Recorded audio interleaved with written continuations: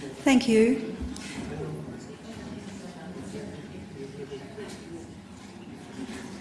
We'll begin this evening, as we always do with these sorts of meetings, by acknowledging country. And here in Canberra, we're acknowledging Ngunnawal people. We're acknowledging them because of their resourcefulness and their resilience. We're acknowledging them because of the way in which they demonstrate sustainable best practice prior to colonialism. We're acknowledging them because this year, in fact, was NAIDOC year with the hashtag Because of Her We Can. So we're acknowledging Aboriginal women as well, in particular and especially. And I do that because, in fact, Aboriginal women have been a very significant part of my life. There is an apology here tonight, and that's why I'm chairing, and Mark isn't. Mark is speaking, not chairing. Dr Ian Fry is unable to be here, so for those of you who came for Ian's talk, if you like to go now, we won't hold it against you. But he has other things that have taken him from here, and in fact, of course, it's to do with Tuvalu. The other thing that I'm asked to talk about tonight before I introduce the first speaker is that there is in fact an evaluation form, and universities being what they are these days, we would urge all of you to make sure that you do complete that evaluation form, please. You all will have seen the list of speakers here tonight, and I'm not going to spend a lot of time introducing them because we don't have a lot of time and we want to use the time that you have available to you for questions. But our first speaker is Agata Utnicka, who is appointed the Deputy Head of Mission at the Embassy of Poland here in Canberra. She has the rank of Councillor as of August 2018. Agata has asked me not to say very much about her because we want to give her the opportunity to speak briefly. But she previously worked as the European Correspondent and Deputy Director of the Political Director's Office, and there she was dealing with common foreign and security policy at the EU and at the Ministry of Foreign Affairs of the Republic of Poland. Could we welcome you, Agata, to talk briefly about your country's recent great forum?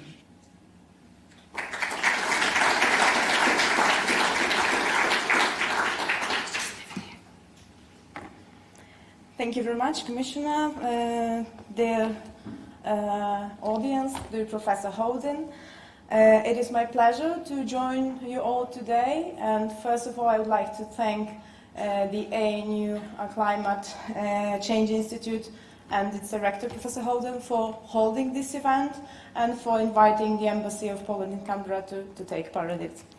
As you know, it has not even been a week since the COP24, and if you allow me, I will use this shortened name of the conference. You all know this long, complicated name, so I will use the name COP24. So it's not even been a week since the conference concluded, so I think that those who participated, and we have some representatives of the Australian government who were there, so they will know better how it went.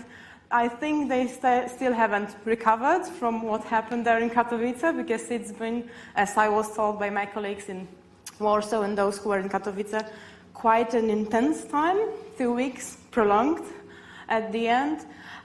So it's not even been a week, and we still, as the presidency, as I was told by my colleagues in Warsaw and those who were directly both from the Ministry of Foreign Affairs and from other ministries, that it was quite a hectic time, both for us as presidency and hosts of this conference, and for all negotiators, because as you all know, there were 196 countries represented, plus the EU, plus of course the international organizations present there. So that was also logistically quite a huge event for us as Poland. It is the 4th time that Poland is the presidency of COP, and it is the 3rd time that we were honored to host its global summit. It was a couple of years ago, it was Poznań and Warsaw, and now Katowice.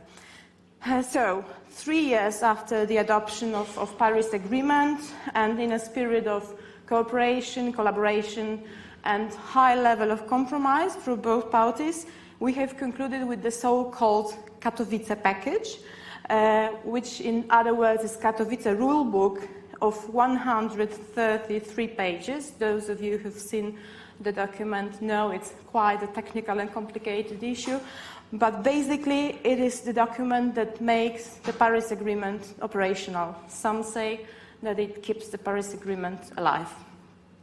At the core of the Katowice rulebook, and making up about a third of its volume, are what we call the common rules, which both developed and developing countries need to follow to track progress of their national pledges.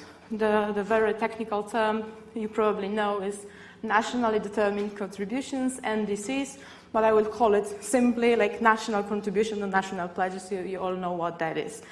So these rules are common, and if you are not an expert on the issue, they are quite simple in essence, because the rules are asking all countries to submit the reports by December 2024 and track progress along a list of elements. At the same time, and it is important to underline that these rules are more flexible for developing countries which are more vulnerable and need more help from our side. The adoption of the Katowice package was for us a big step forward, because it means that countries must meet certain minimum standards concerning upfront information. They must inform and make the whole process clear and transparent in this sense. It is very important, I would like to underline, because as you know, countries under the Paris Agreement choose their own targets. Our number one priority was to adopt the package, a robust rule book, and we did it. As I mentioned before, it was not without last-hour hiccups, because the whole conference was prolonged for more than 24 hours. If I'm not mistaken, there was 30 hours longer than expected, but we have the agreement. And I will also mention some negative elements, maybe. The market issue, the whole chapter about the markets, was the only one that was not adopted in Katowice, so it's not all about the success, but I would like to mention it because some say that postponing this chapter is disappointing. But we as the presidency believe that we have faced the real risk of not having anything adopted, so we decided to move this chapter to the next COP summit in Chile, which for us was the only logical solution to reach an agreement. I would also like to briefly mention another key deliverable of COP24, which is the political phase of Talanoa Dialogue, and this process has engaged thousands of actors from across the globe, and I would like to underline that we are grateful to Fiji and Pacific Islands states for having shared with us this genuine new way of working with each other. COP was also about creating positive momentum for the next meeting that we'll be having next year, the UN Summit, announced by the UN Secretary General for September 2019. And COP was also about drumming up, building up momentum for higher ambition. And you all heard about the special report, 1.5 degrees. In this regard, Katowice may not be a total success, but we believe that it's still positive, because you have to remember that COP24 was not the place for countries to announce new pledges. So we should not judge the conference on this basis. And this summit that I just mentioned next September will be the real moment and place to announce new ambitions and collective actions in climate change. And we've run out of time, as I'm involved, so I just want to conclude by saying that we as the presidency very much appreciate the engagement of all parties, because if it wouldn't have been for all the countries and all the negotiators participating, we could have not achieved what we achieved.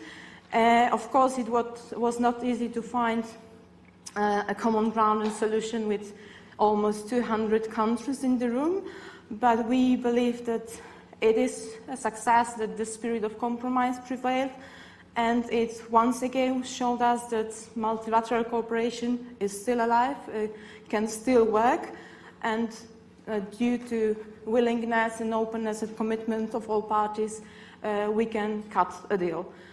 And I just want to underline that it's not only about the parties of the agreement, about the governments, but it's about a truly global coalition of actors. So states, non-state actors, and subnational governments, private sector, and businesses. So it's not only about the governments that make this change happen.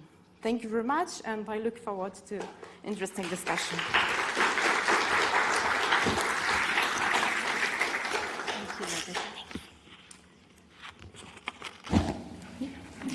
The next speaker will be known to almost everybody here, I would have thought. It's Professor Mark Howden. He doesn't need an introduction, but he's the Director of the Climate Change Institute here at the ANU. And Mark, I'll leave it to you. Thank you.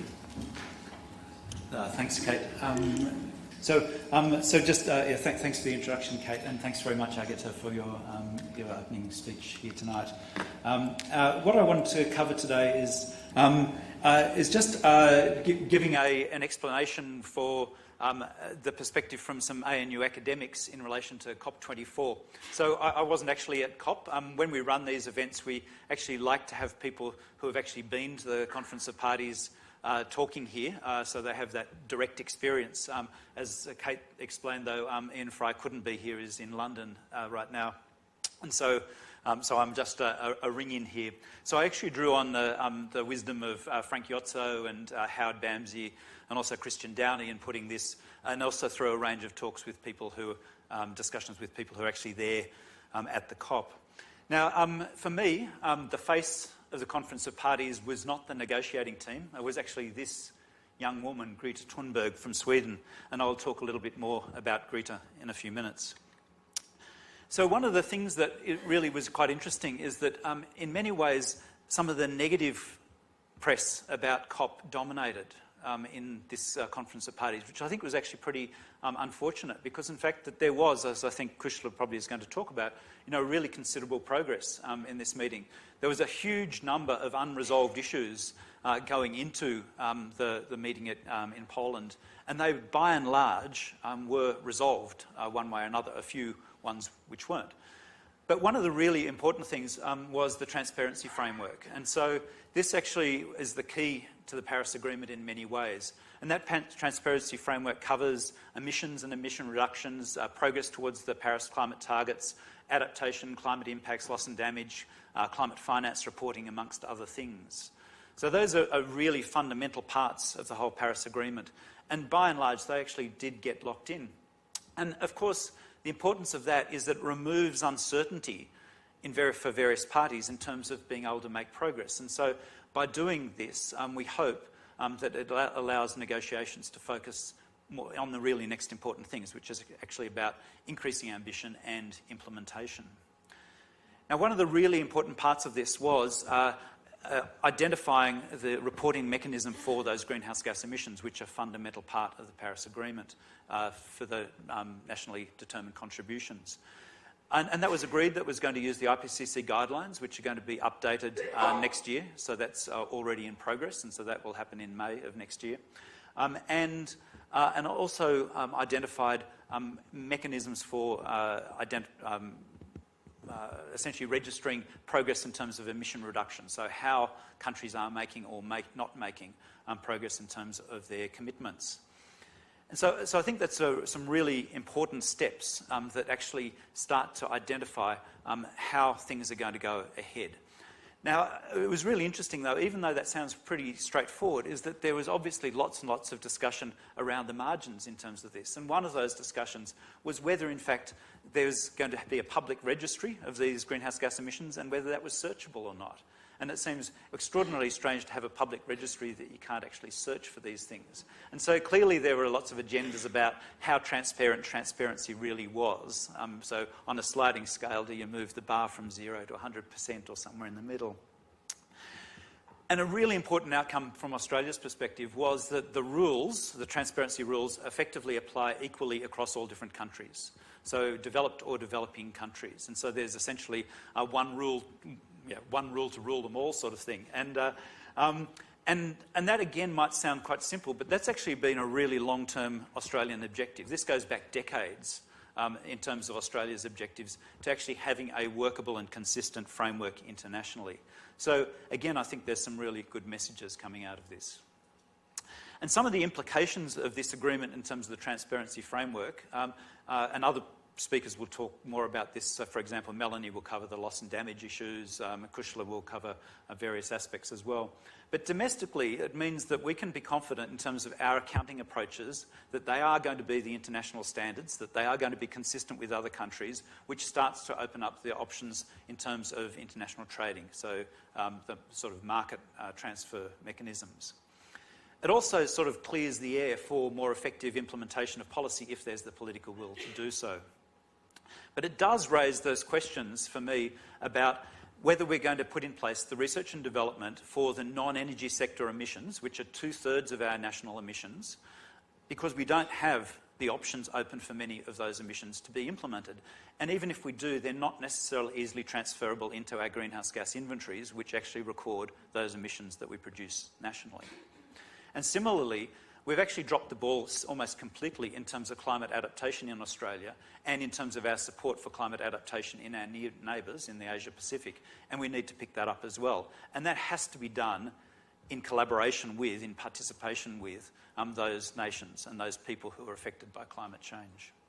So there's lots that needs to be done in our region through collaboration and various other forms of assistance to take our partner countries forward, our neighbours forward. There were implications too in terms of financing, so various announcements at the COP in terms of countries and other institutions committing large amounts of money to the Green Climate Fund and various other mechanisms. These include the World Bank, Germany, Norway and other countries.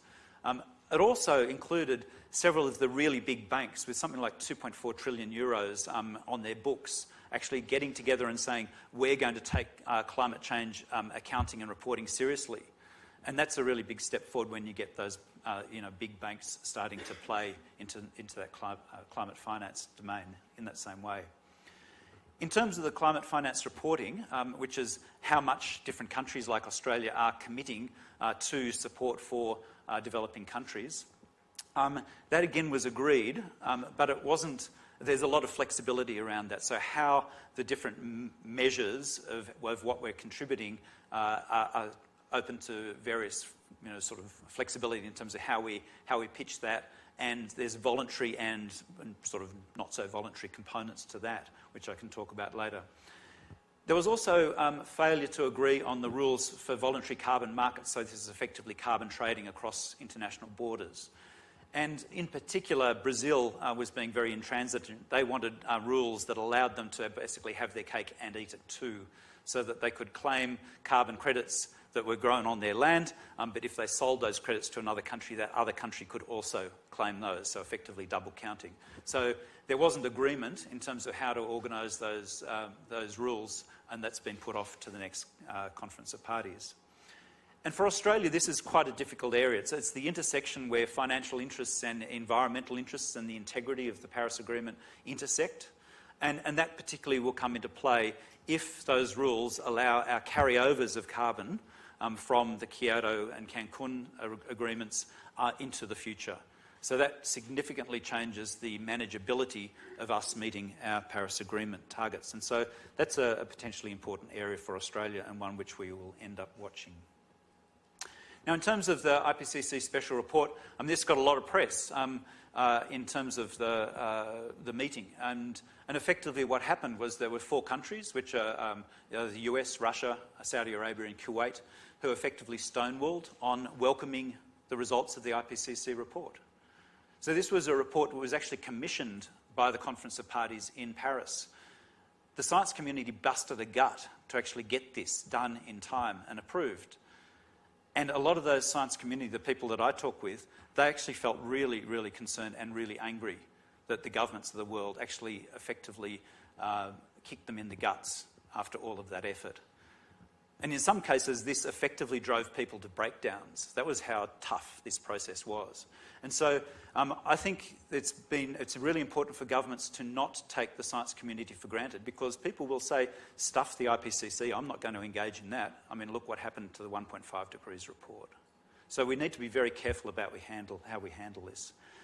But on the upside of that is that rejection by those parties resulted in massive publicity in relation to the IPCC report and resulted in emphasising the key messages of urgency and pathways to reducing emissions that were illustrated in that IPCC report, and also demonstrated the vast majority support of countries, because there was only 4 out of 196 that didn't play ball in terms of welcoming the IPCC report. So in many ways, it was a perverse outcome for those countries that decided not to welcome that report.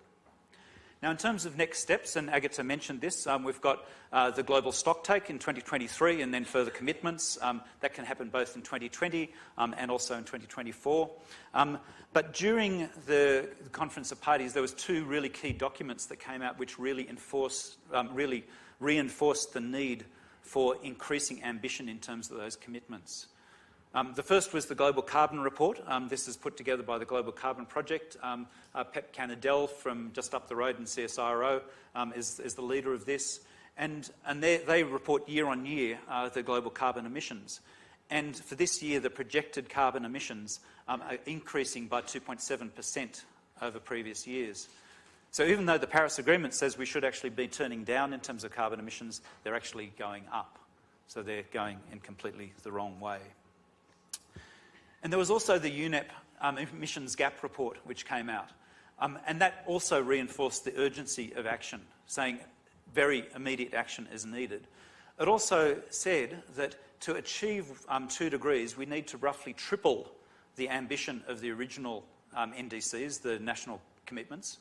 And to reach 1.5, we needed roughly to multiply those by 5-fold increase in effort in terms of the NDCs to reach 1.5 degrees.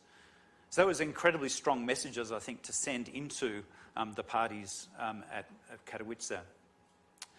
And in that report, it projected that Australia by 2030 was going to have the 3rd worst per capita emissions in the G20, behind Saudi Arabia and Russia. And it also said that we did not have in place, according to their assessments, the policies needed to meet our own NDCs, our own 26 to 28% reductions against 2005 levels. But one of the other interesting things that came out of this report for me was it just reinforced the swing between the majority effort being played by governments in this space towards non-government actors. So that's the subnational actors, non-state actors, business actors. And effectively it was saying that if we're to achieve anything like those Paris goals, it's really these parties which are going to be driving the agenda. If we're looking forward, I think the sort of atmospherics very broadly across the media and across the participants that I've spoken to is that in the future Australia will be expected to do better than our existing targets, the 26 to 28% reduction. And we'll have to have a very robust pathway to achieve those. It's not good enough just saying, yeah, we're going to do that in a canter. We're actually going to have to demonstrate specific policies that take us there. There is the possibility for an expectation across developed countries for drastically reduced greenhouse gas emissions by 2030 or 2050. So these greatly exceed our current NDCs, and that's consistent with the UN emissions gap report. It's also consistent with the advice from the Australian Climate Change Authority. And part of the process to start to ramp up that ambition, as Agata mentioned, is that the UN Secretary-General, Antonio Guterres, is going to hold a global climate summit next year in September in New York, trying to ramp up concern and ramp up effort in terms of greenhouse emissions reduction. Now, a quick comment on Australia's role, and I hope I don't tread on your toes too much, Kushla, here, but my impression, and that of other people, is that Australia's negotiators actually played a really thoughtful and constructive contribution. They had to walk the tightrope between the domestic politics and the volatility of those, and Australia's long-term interests, which is actually having a clear pathway which is internationally agreed in terms of the Paris Agreement and more broadly in terms of climate change. Unfortunately, some of that was actually muddied a little bit by Australia's participation in a particular panel, US panel on fossil fuels, which generated a lot of comment in the media. And that, I think, was really unfortunate because it took away from the good work that Australia's negotiators were actually doing, the constructive engagement with the rules that were developed in Katowice. I think it's fair to say that our Minister Price, was almost completely absent from the field there. So there was one talk a week ago on Wednesday, and apart from that, as far as I can tell, extremely limited exposure. And this disappointed a lot of our countries, our partner countries, particularly in the Pacific, who expected more from Australia in terms of leadership and saying things which are supportive of their concerns.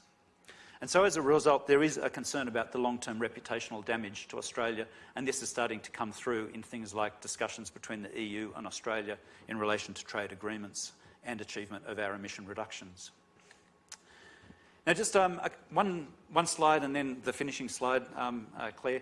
So just a few other announcements. There was a new high ambition coalition generated at Katowice. So this is a bunch of countries who are saying we're going to step up to the plate in terms of emission reductions. Australia was a member of the original high ambition coalition. We're not part of this one coming from the new high ambition coalition. The Powering Past Coal Alliance generated a whole stack of new members, including Sydney and Melbourne, joining the ACT as part of the Powering Past Coal Alliance.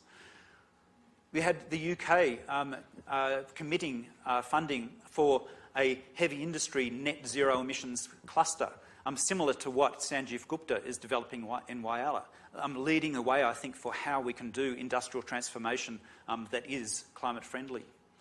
We had Maersk, the single biggest shipping company in the world, saying they were going to go net zero by 2050. You know, a huge commitment by that company. We had, on a very different scale, the sports and fashion industries committing themselves to climate arrangements, so emission reductions, climate-friendly practices. And really interestingly for me, we had Shell, not as part of the COP, but at the same time, actually saying they were going to link executive pay with emission reductions in that company from 2020 onwards. That's a pretty amazing thing. Again, linking performance in terms of emission reductions with pay. And just doing a little simple mental model here, imagine what would have happened if the politicians in Poland actually had pay linked to performance in terms of emission reductions. Maybe we would have seen a lot more action in terms of the negotiations there. And lastly, coming back to Greta, I actually thought this was really important. So the young people at Katowice emerged as the strongest voices in many ways. And these are just a few of the quotes from Greta. So, you are stealing your children's future. You are not mature enough to tell it like it is. Even that burden you leave to us children. You only speak of green, eternal economic growth, which we all know is not feasible, because you are too scared of being unpopular. And lastly, you are never too small to make a difference. Thank you.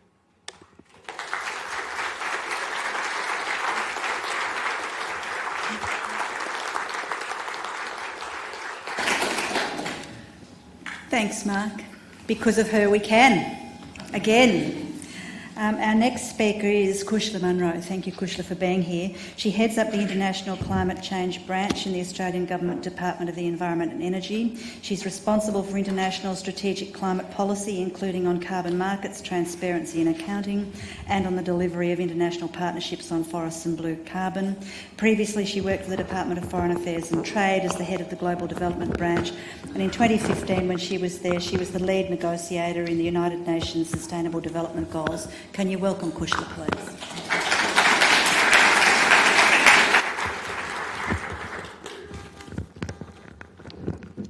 Thank you very much for that kind introduction, and it's a pleasure to be here tonight. So 22,000 people attended the annual climate change conference COP24 in Katowice over the last 2 weeks. I was there and was there as a senior member of the Australian delegation. And I'm here tonight, I guess, to give my perspective on what happened and why it mattered. Just to begin with, I think a recent tweet from Todd Stern is a good place to start. So for those who don't know Todd Stern, he was the previous US Special Envoy for Climate Change under President Obama.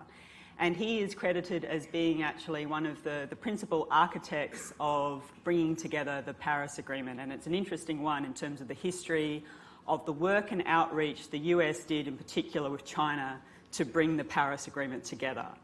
And I think it's very notable that his tweet, and so to quote his tweet, he said, "Big step forward by countries of the world who produced a solid rulebook needed to turn Paris from an agreement on paper into a living operational regime." So that gives you some sort of fundamental context just how important COP24 was in delivering the rulebook.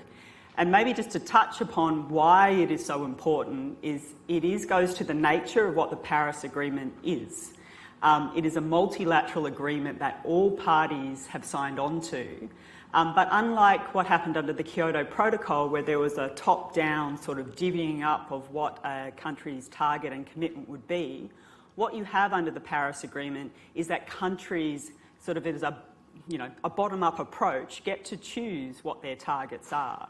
So fundamental to that is how do countries hold each other to account when it's a voluntary thing that actually comes forward. So as Mark has already touched upon, and I'll go into a little bit more detail, this transparency framework is absolutely core to building that trust and confidence in terms of what's necessary for the Paris Agreement to actually work and deliver, not just in the next year, but over the next 10, 20, 30 years. Maybe just to briefly recap before I go forward, so the rule book, all 140 pages of it, was adopted by parties on the 15th of December, and that was a day after it was scheduled to conclude. But this was after 3 years of negotiations after we successfully concluded the Paris Agreement. Australia was there. We had a delegation of 24 officers who came from both the Department of Foreign Affairs and Trade and the department where I come from, the Department of Environment and Energy. We were actually there was some negative reporting, I think, on Sky about the size of the delegation, but actually we were one of the smallest delegations from G20 countries, and Australia also has a very important role in the negotiations as chair of the Umbrella Group, which is a really interesting mix of countries, which includes the US, Russia, Japan, Canada. And why we're not a negotiating bloc like the EU is a negotiating bloc, you do actually share a lot of positions and try to actually come to agreed positions to have greater influence within the negotiations. So it's not just Australia with its own voice, but Australia as chair of this, as I was saying, very important negotiating group called the Umbrella Group. I do also have to take issue with the point that Mark made about the Minister for the Environment, Melissa Price. She joined us and engaged very actively in the key final stage negotiations. And so what was different about this COP compared to the last two COPs that have occurred is that ministers were actually involved in the negotiations. So she did have a very important role in terms of chairing the Umbrella Group, that active discussions, meeting with the UN Secretary-General. These are things which are not visible to, sometimes some of the, I think, very unfair commentary. And having actually supported the Minister directly in her role, there are a number of side events that she did participate in, which is on agriculture, oceans events for Indonesia, talking about the importance of blue carbon, as well as 3 high-level events on pre-2020 ambition, climate finance, and also the national statement that she gave on behalf of Australia. And then there is obviously also a series of bilateral meetings that ministers hold, as well as actually meeting with Pacific leaders, as well as some of the women of the Pacific that Australia's been working with to actually develop their negotiation skills. So on this one, Mark, you're completely off the mark. So let me just go into what didn't work before I go into a little bit more detail on the transparency framework. So there were discussions about we have this rule book and it's all complete except for the part on carbon markets. And Mark was right. Brazil absolutely blocked consensus on this, sort of underlying this difficulty of consensus-driven multilateralism.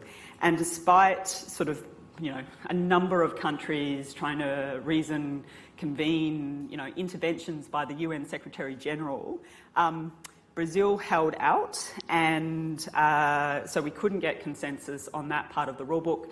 So those negotiations are actually really quite well advanced, and we have the negotiating text which we'll take forward into next year, and it's been mandated for that to conclude by the end of COP25, which will be held in Chile next year.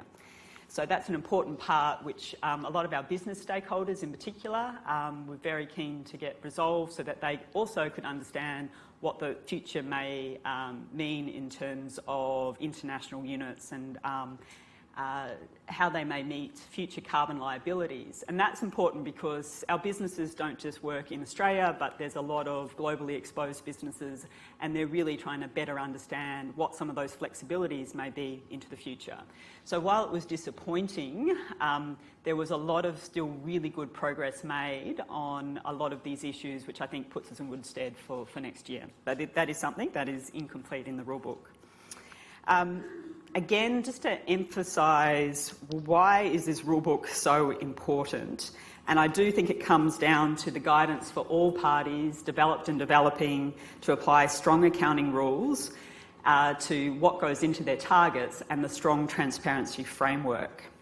And so what it means is that emerging economies and some of the biggest emitters, so this is China and India, will have to improve on the current reporting and review arrangements. And it also ensures that, and this goes down to the trust and confidence, that you better understand whether or not a country is keeping to its commitments.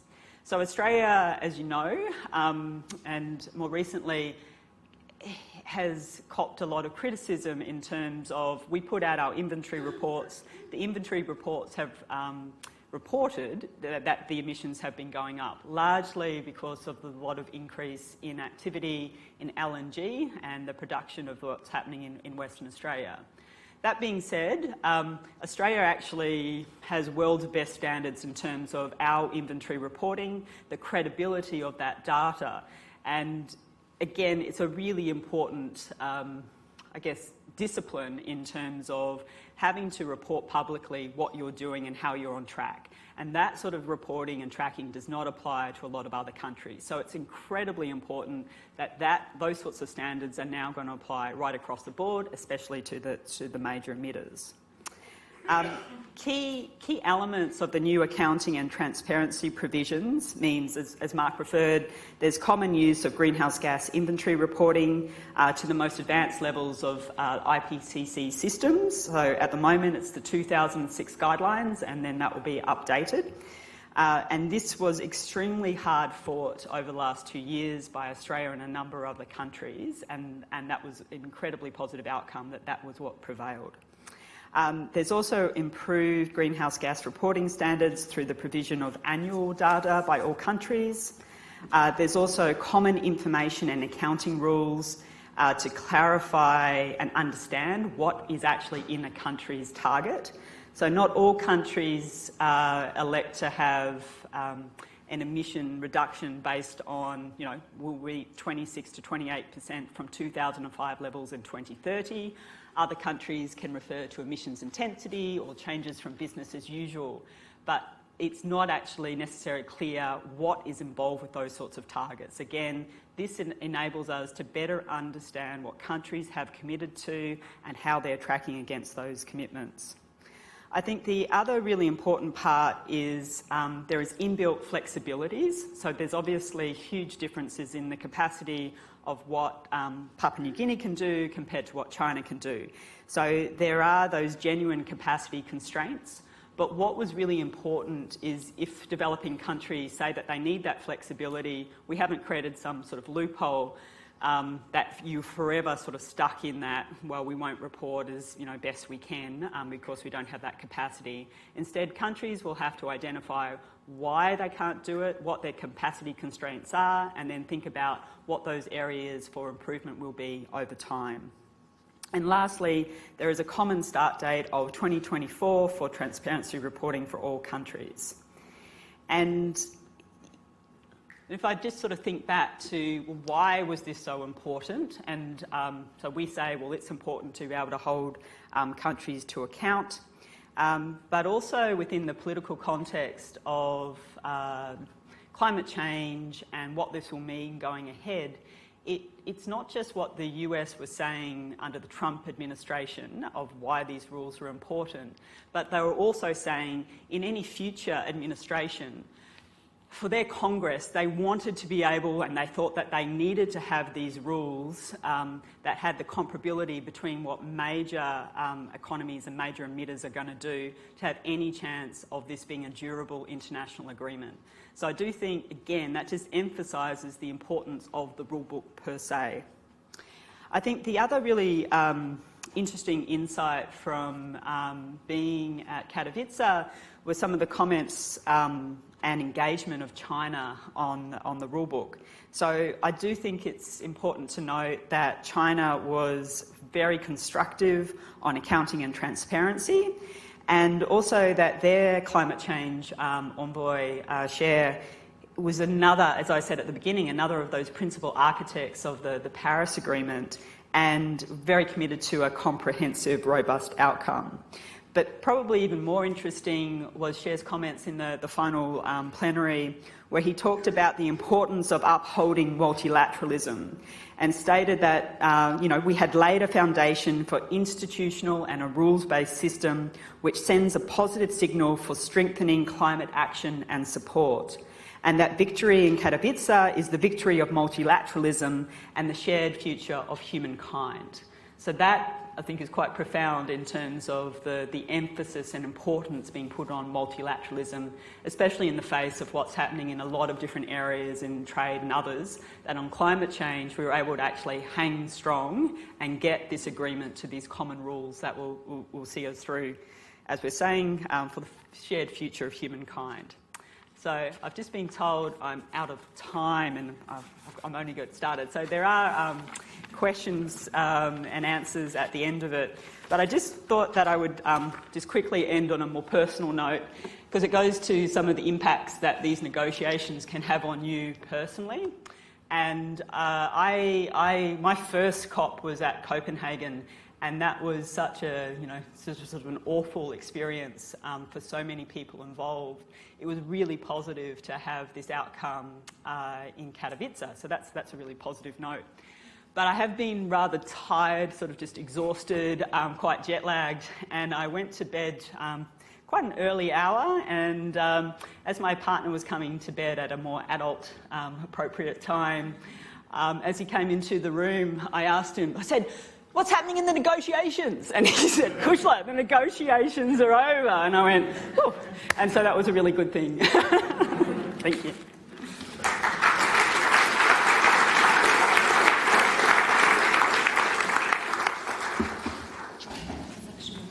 Thanks, Kushla. We're moving to the use of technology. And the next speaker is, in fact, one of the PhD students you're going to hear tonight, Melanie Pill, a PhD scholar here at ANU, and her research topic explores financing loss and damage from climate change in small island developing states, with the aim to develop a financing management framework that incorporates all aspects relating to loss and damage. And Melanie's going to talk to us at some length about loss and damage, and she is going to be live and vocal. Fantastic, great. Well, thanks for introducing me, and thanks for asking me to talk today. It's a bit funny talking on the screen, so bear with me and be kind. So first of all, I wanted to also say on a personal note that for me the conference was an incredible experience. So thanks, Kushla, for that amazing picture of our environmental royalty. And I was just stunned to be there and see the opening of the UN talks, and even if only from the screen, because there are only people like Kushla allowed into the actual plenary where the real humans were talking from the chairs. So I was able to witness climate strikes within the venue. I was able to pose in front of the COP24 sign, and also able to see some of the pavilions, which I think that the Pacific one was one of the nicest, because there was always something going on and people were just drawn to it. So just that's on a personal note. So just before I get started and really give you an overview of what happened to loss and damage in the negotiations, I need to give you a little bit, I thought I'll give you a little bit of a crash course in loss and damage and a bit of a historical background. So it was actually already in 1991 where Vanuatu, on behalf of the Alliance of Small Island States, advocated for a fund to address loss and damage, and that was actually before the UNFCCC was established. But the proposal was rejected, and then loss and damage only made its way back into the negotiations in 2007, and then slowly gained more traction.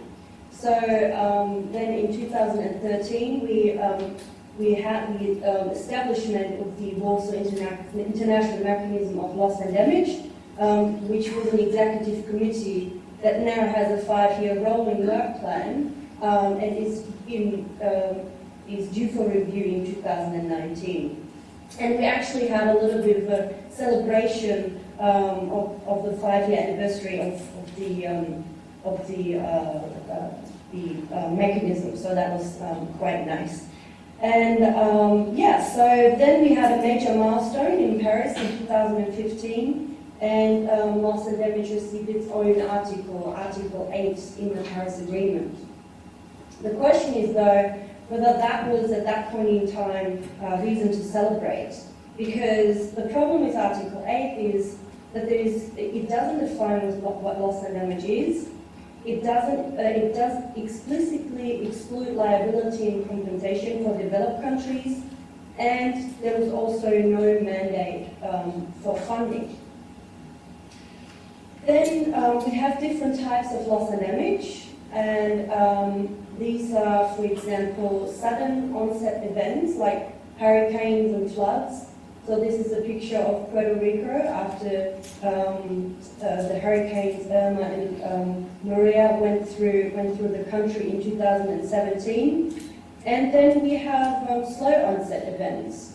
For example, sea level rise, from which small island states are particularly affected, and then soil erosion as well. So, and usually, always with slow onset events, we have associated non-economic losses, which are hard to quantify, and they're not easily expressed in any monetary terms, because they have to do with culture, tradition, and traditional way of living, and also how people identify themselves. Then we also have a problem with human mobility or forced human displacement, and that can be internally or within a country, internally within a country, and also externally within borders, and that has been happening increasingly. The problem with people that are displaced internationally because of human-induced climate change is that they cannot claim refugee status in other countries.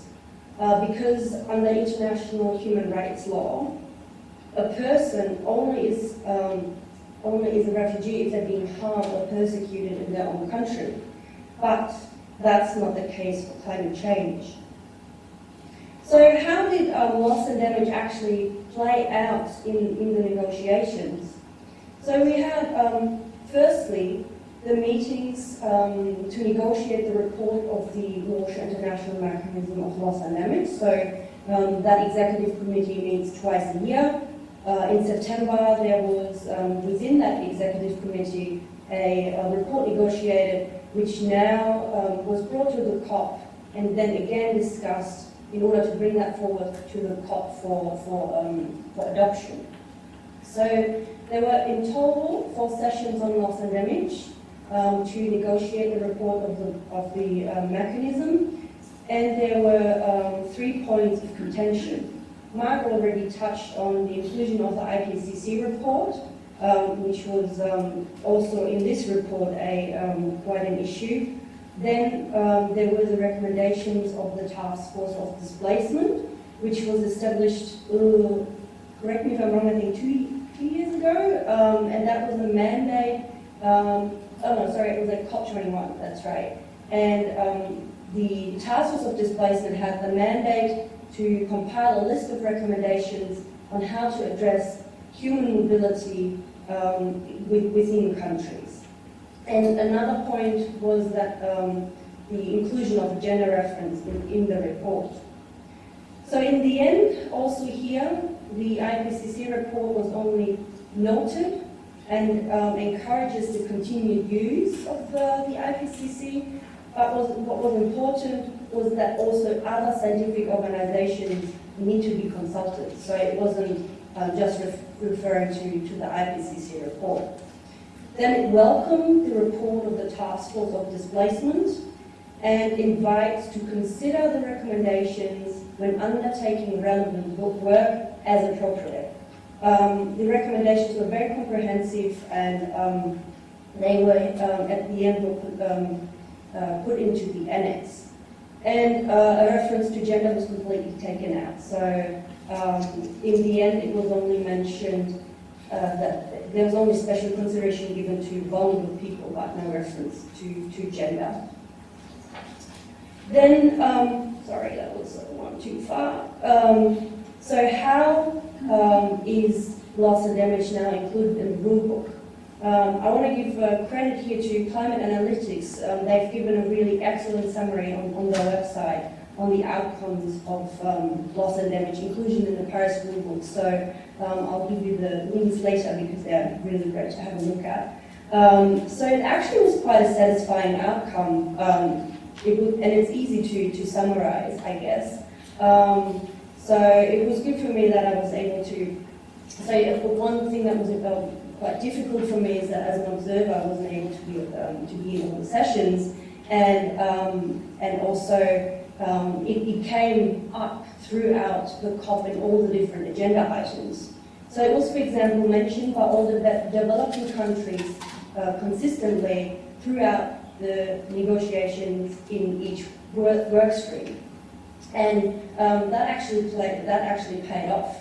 In the end, it was reflected under a separate heading in the guidelines of the transparency framework. And Kushla, please correct me if I'm wrong, but I think that is the case. And Kushla already mentioned how important that transparency framework is, because it somewhat holds countries accountable because they report on their progress on climate change action. This is so important because all pledges under the Paris Agreement are voluntary.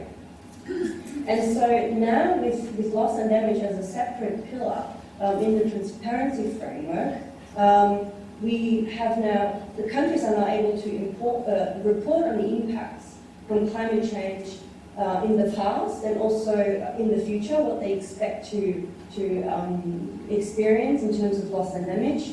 And they can also report on the action that they've been taken on loss and damage to include that in their context. They can also say what support they would need in order to cope better with loss and damage. And it's also of such significance that it is actually within the transparency framework, because these reports are now part of a 5-yearly assessment on the progress on climate action, which is called the global stocktake. So what does this mean, and where do we go from here? So it's now obvious that loss and damage gets finally a space within climate change policy and reporting, and data collection has now begun, and which gives an estimation of what we're dealing with, what is actually loss and damage from climate change impacts. And then also that makes it maybe easier to find a definition or finding out what countries believe loss and damage in their domestic environment is, because we don't have a definition. So it's good to maybe find possible to find a common denominator in that regards. And also maybe not sure whether it's possible or whether developed countries might also be able to put the loss and damage into reporting, because it's no longer something that's contained only to developing countries. We have the devastating droughts in Australia, for example, or in Germany there was something that never anyone thought is possible, where there was a petrol shortage because of the hot summer, and because the rivers didn't have enough water in them, petrol wasn't able to be distributed into the country, so that left some petrol stations out of petrol, which had an impact when people just need to get to work, and that's usually something that's only known in developing countries. So now the next big step is the review of the Watershed International Mechanism in 2019 and its 5-year rolling work plan. And there is now, so the subsidiary bodies of the UNFCCC, or the Climate Change Convention, are asked to develop the terms of reference for the review and the parties. They invited the parties and relevant organisations and other stakeholders to submit their views and how these terms of reference should look like, and that's already happening at the beginning of next year. Yeah, so that's basically in a nutshell what happened on loss and damage, and I'm happy to answer any questions that you might have later in the panel session. I'll stay online. So thanks, Mel. We'd ask you to stay online. That'd be great. Thank you. Thanks, Mel.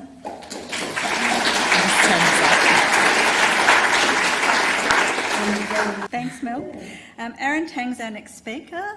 Aaron is also a PhD student here at the Fenner School, and in relation to Aaron, he's going to talk about the way in which his research reflects the questions that have come out through the COP negotiations, and in fact we're interested in what you're going to talk about because of how they might change behaviour and what the political dimensions are. Aaron, so over to you. All right, perfect. Thanks so much. So I guess what I want to do is sort of bring the very specific small outcomes of the Katowice text back to the big, broad arguments and debates we have in broader climate policy and climate action. I want to ask 3 key broad questions. The first question is, now that the Paris Agreement is operationalized, is it enough to change behavior such that we can limit global warming to under 1.5 degrees? Minor spoiler alert, I don't think so. Let's go back to what the Paris Agreement is. What are the main commitments? So then you have to create a new and stronger target every 5 years. You don't necessarily have to meet that target. Essentially, that means that actual emissions reductions are voluntary. Katowice was about going into the nuts and bolts of how that would work in practice, right? The implementation. That doesn't necessarily change the fact that emissions reductions under the Paris Agreement are essentially voluntary. It doesn't change the fact that is not likely to change enough behavior to limit global warming to 1.5 degrees. Let's go through some examples. So then, okay, part of what was agreed in Katowice was that along with your new target every 5 years, you've got to provide some sort of summative information, right? So this is not all the information you need to provide, but just an example. So alongside your new target, you need to provide how your new target has been informed by the outcomes of the previous global stocktake. You also have to, if applicable, if your new target is related to adaptation, talk about how there are sort of mitigation co-benefits and how that relates to your broader target, right? We've also agreed that the 2006 IPCC guidelines for national greenhouse gas inventories are going to be the key reference document for stocktakes going forward. Now, let's sort of go to ScoMo, fair dinkum ScoMo, whose political party has recently said that, this is from last week, that they're going to support new fossil fuel energy. Imagine going to ScoMo and saying, hey, we've got new emissions guidelines and inventory guidelines. That's not going to change the fact that his party is so... It's not going to change the fact that his party very stubbornly still supports fossil fuel energy. Let's go to Donald Trump and say, hello, Donald Trump. Thanks for letting me into the White House. We also have these great new guidelines for how to communicate when it comes to your climate targets. Fake news. Right? It's not going to change the fact that he is so clearly against the idea, even from an ideological standpoint, that climate change is a real thing, or is a thing that we should be dealing with, right? So I'm not saying that Katowice or the Paris Agreement is not important. It is so important. It is so important to have the broad rules of the game in place so then people who want to take action can take action and can take action with sort of, with the security that the rules are in place and they're agreed on, and there's a dimension of reliability here, right? But then in terms of a 1.5 degree warming limit and the broad behavioral changes we'll need to see is not enough. It doesn't address the recalcitrant climate actors, let's say Saudi Arabia, US, right? They're still going to be recalcitrant when it comes to climate action. They're still going to be heavily emitting. But you could say, all right, so then the Paris Agreement is not about making change now. It's about ratcheting up ambition in the future. Well, I would say it still doesn't necessarily do that. So then, all right, your new targets have to be progressions reflecting your highest possible ambition. But then under the Paris Agreement, that wasn't necessarily defined. Let's say Australia's 26-28% reduction off of 2005 levels. Realistically, you could say, 34% reduction off of 2005 levels. That's a progression, right? It is a progression, but nowhere near enough for a 1.5 degree warming limit. Katowice didn't provide much more guidance on this. So then, all you had to do, alongside your information you provide with your new target, is how your new target is ambitious, how it relates to Paris Agreement Article 4, Paragraph 3, about how your target has to be a progression that represents your highest possible ambition, right? Whereas also the Talanoa Dialogue, the mandate here was to take stock of collective action relative to long-term climate goals, and to see how that could inform the next stage of climate targets so that they could be more progressive. I mean, so there is some discussion around saying that, okay, fine, the Talanoa Dialogue is just an exercise in storytelling and it doesn't necessarily fulfill that mandate. I mean, regardless of whether you think that's true or not, I mean, the final decision in the Katowice text, parties are just invited to consider the outcomes of the Talanoa Dialogue. So regardless of how strong the outcomes are when it comes to the Talanoa Dialogue, parties are not necessarily going to use them, especially parties like the US and Saudi Arabia. Once again, I'm not criticizing Katowice. I mean, our first speaker was talking about how Katowice was not necessarily the forum for ambition. I completely agree. So ambition is not about text and brackets and annexes. Ambition is about broader political will. That is clearly missing from climate action, especially if we're thinking about holding global warming to a 1.5 degree warming limit. Once again, I am not bagging on Katowice. It's just the forum that is there is not the forum, perhaps, that is necessary for a 1.5 degree warming limit. It is important without a doubt, but then when it comes to that broader goal, it's not enough, I guess, what I'm trying to say. So what comes next? Well, all eyes are on Antonio Gutierrez's high-level political summit next year. I mean, this is where the political action, this is where the ambition is going to be, right? It's not about the small text. It's about the broad political will. Whether or not, it's going to be successful or not, we'll just have to see. It's also time for strong, substantive action. Fine, the guidelines are here. So people who are willing to take action, it's time to get on your bike and go. Antonio Gutierrez, he made a point at the conference talking about it's easy for someone like me, who is an observer, to say that we need this, that, and the other. And quite frankly, it is easy for me to say that. But then it's a lot harder to put that into action. Let's say having a pension fund completely divest from fossil fuels and shifting their portfolio to green and clean. So that is more substantive, but then so much more difficult, and it's exactly what we need. Lastly, and I think this is the big one, mainly because it pertains to my research, it's time to talk removal. If we're serious about limiting global warming to under 1.5 degrees, we need to have a very, very serious discussion on taking greenhouse gases out of the air and not just reducing our emissions. So these graphs are from the recent 1.5 IPCC report. I mean, don't worry too much about the colors and the lines. The key message here is that we need to go net zero roughly by 2050. That's going to take a gargantuan effort.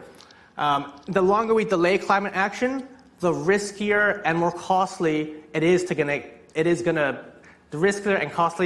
to net zero. So the negative emissions Sure, it has things like direct air capture, essentially artificial trees to suck in carbon dioxide, but it also has suites like ocean fertilization, where you take a bunch of iron, plunk it in the ocean, you will help these little things called phytoplankton grow, they take in carbon dioxide, but that is so absurdly dangerous, right? We don't want to be relying on these largely untested and theoretical interventions. Delay is deadly. I'd rather not go with negative emissions as much as possible and stick as much as possible to, well, let's stop burning fossil fuels. Thanks for listening.